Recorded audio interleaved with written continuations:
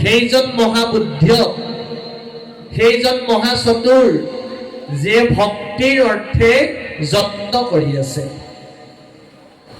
আমি কিছুমান আছো অকল সংসাৰখনৰ কাৰণে যত্ন কৰি আছো, অকল ল'ৰা ছোৱালী কেইটাৰ কাৰণে যত্ন কৰিছো, আৰু ভকতিৰ কাৰণে কিছু লোকে যত্ন কৰা হয়তো আমি নাই।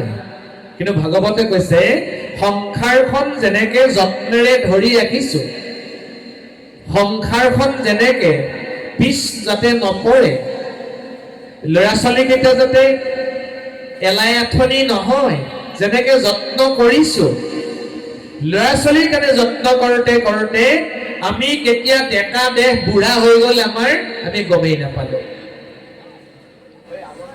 আমি নিজৰ কাৰণে কোনেও একো কৰা নাই, কেৱল আমি পৰিয়ালটোৰ কাৰণে যত্ন কৰোতে কৰোতে কৰোতে কেতিয়া ইমান সুন্দৰ ডেকা দেহ, সবল সুন্দৰ সুঠাম দেহ, সুতৰা সুতৰি ছাল হ'ল, চুলি পকিবলৈ ললে, দাঁত সৰিবলৈ ললে, সুন্দৰ নিপুতল দেহটো ভাঙিবলৈ আৰম্ভ হ'ল, আমি গমেই নাপালো। পৰিয়ালটোৰ কাৰণে, ভাৰ্যাৰ কাৰণে যত্ন লওঁতে, পুত্ৰ পুত্ৰীৰ কাৰণে যত্ন লওঁতে, পৰিয়ালৰ কাৰণে যত্ন লওঁতে আমি কেতিয়া বুঢ়া হলো আমি নিজকে গম নাপালো। আমাৰ দিনবোৰ গ'ল। এতিয়া সময়, আজিৰ দিনটোৰ সময় 3:30। মই 2.5 ঘণ্টা সময় একেৰাহে ইয়াত আপোনালোকৰ লগত বহিলো। মানে 3:30 বজাত আমি কি বুলি ক'ম এতিয়া? আবেলি। আমি দিনটোৰ সময়খিনি যোৱা সকলোৱে দেখিছো। বেলি গ'ল বুলি কওঁ, বা বেলা গ'ল বুলি কওঁ, বা বেলা গৈছে বুলি কওঁ। সন্ধিয়াৰ আগে আগে আমাৰ দৌৰা দৌৰি লাগে, বেলা গ'ল, কামখিনি সোনকালে কৰিব লাগে। আমি নজনাকে শব্দটো কওঁ, বেলা গ'ল, বেলি গ'ল, কয় নে নকয় আপোনালোকে? প্ৰভুসকল, আইসকল, আমাৰ যে জীৱনৰো বেলা যাই আছে, আমি কোনেওতো গম লোৱা নাই। আমাৰ জীৱনৰ বেলা গৈ আছে নে নাই বাৰু? গৈ আছে।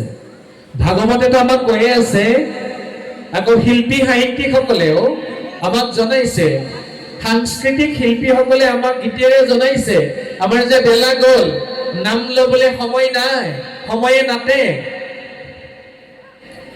বেলি গ'ল, গধূলি হ'ল, হৰি নাম ল'বলৈ সময় নহ'ল। আপোনালোকে সহযোগ কৰিব। বেলি গ'ল, গধূলি হ'ল, হৰি নাম ল'বলৈ সময় নহ'ল, হৰি নাম ল'বলৈ। বেলি গ'ল, গধূলি হ'ল, হৰি নাম ল'বলৈ সময় নহ'ল, হৰি নাম। এ হৰিয়ে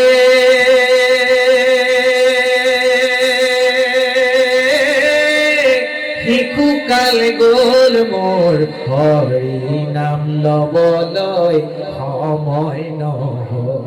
আপোনালোকে ধৰিব দেই, হৰি নাম ল'বলৈ সময় নহ'ল বুলি। অ হৰিয়ে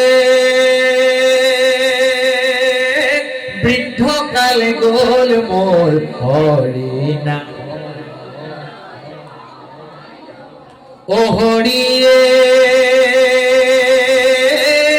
শিশুকাল গ'ল মোৰ, হৰি নাম। অ হৰিয়ে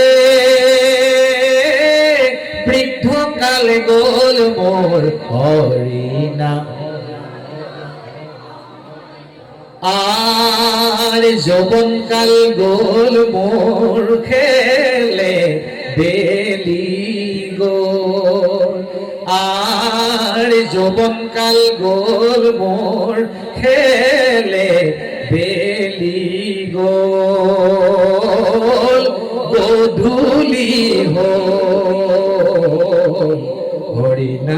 লবলৈ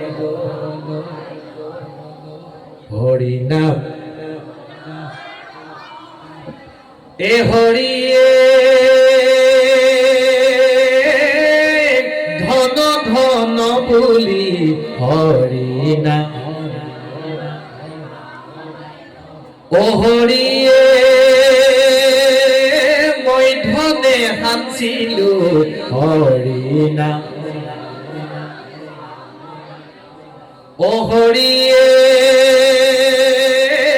ধন ধন বুলি হৰি নাম অ হৰিয়ে মই ধনে সাঁচিলো হৰি নাম আৰ হিউ ধন ৰইলা পৰি বেলি গো আৰ হিউ ধন ৰইলা পৰি বেলি গল গধূলি হল হৰি নাম লবলৈ সময় নহয় হৰি নাম এইদৰে আমাৰ দিন ৰাতিৰ ফলত আয়ুসবিলাক গৈ আছে জীৱনৰ বেলি গৈ আছে নাম ল'বলৈ আমাৰ সময়ে নাতে এইখিনি সময়ে হ'ল আমাৰ আচল সময় আমাৰ আয়ুসখিনিৰ ভিতৰত যিয়ে কিছু আয়ুস সাধু সংগত দিব পাৰিছে শ্ৰৱণ কীৰ্তন ভক্তিত সময় দিব পাৰিছে গুৰু সেৱা কৰি সময় দিব পাৰিছে সাধু সংগত সময় দিব পাৰিছে এইখিনি হ'ল আমাৰ জীৱনৰ আচল আয়ুস বাকীবিলাক খাও দাও পিও মাছ কাৰো যিখিনি আয়ুসৰ কোনো আমাৰ মূল্য নাই যিখিনি আয়ুসৰ কোনো সাৰ্থকতা নাই কেৱল খাও দাও পিও মাছ কাৰো সেইখিনি আয়ুসৰ কোনো কামেই নাই এইখিনি আয়ুস হ'ল আমাৰ আচল আয়ুস গতিকে আইসকল বাপসকল সকলোৰে চৰণত আমি সেৱা নিবেদিছোঁ আইসকলৰ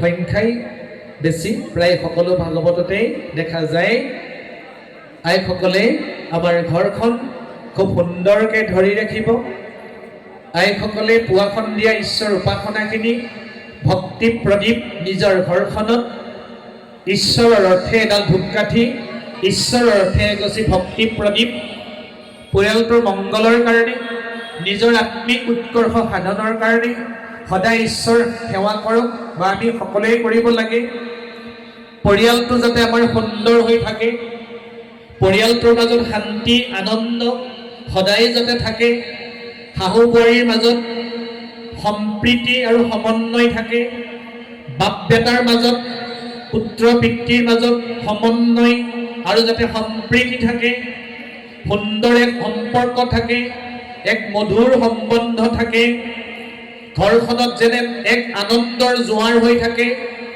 শান্তিৰ বতৰা যাতে বিয়পি থাকে আন দহজনে যাতে ক'ব পাৰে অমুকাৰ ঘৰখন খুবেই এখন আদৰ্শৰ ঘৰ অমুকাৰ ঘৰখনলৈ গৈ ইমান ভাল লাগে পৰিয়ালৰ কি সমন্বয় পৰিয়ালৰ কি শান্তি সম্প্ৰীতি গুৰুজনাই আমাক সকলোকে কৃপা দান কৰক আমাৰ গাৰ্হস্থ্য জীৱনত দুজনা গুৰুৱে আমাক সকলোকে কৃপা দান কৰি সুখে সন্তোষে যাতে ভগৱন্তৰ সেৱা কৰ্মখিনি কৰি আমি এইদৰে শান্তি আনন্দত জীৱন নিৰ্বাহ কৰি থাকিব পাৰোঁ।